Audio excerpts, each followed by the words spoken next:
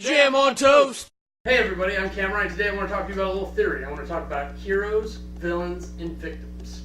Every story is driven by conflict, whether it's man versus man versus nature, or man versus himself. And typically we associate the characters into two groups, good guys and bad guys. Normally the good guys are the protagonists, the people who move the story along. And typically the bad guys are the antagonists, the people who try to create conflict in the story.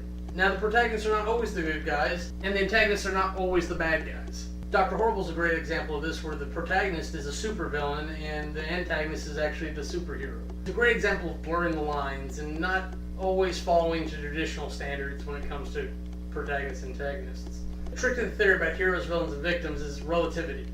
For each victim, there has to be a villain associated with them that's causing them some kind of harm, or intended harm.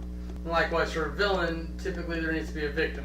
Where there is a victim, there can be a hero to attempt to assist. And in cases where the hero is also acting like a villain, that's what we would call an anti-hero.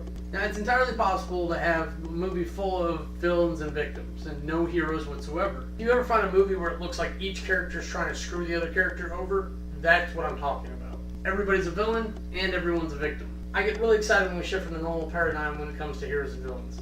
And you can create some great complexity, whether or not it creates depth, by mixing this up and having multiple sets of solutions with this. It's very possible that everybody's a villain and everyone's a victim, but each person plays a hero in a different scenario.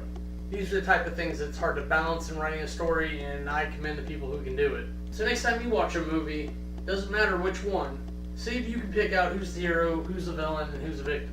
And remember, there's potentially multiple answers to this. I think that's all I got for you today. I'm Cameron. Have a nice day.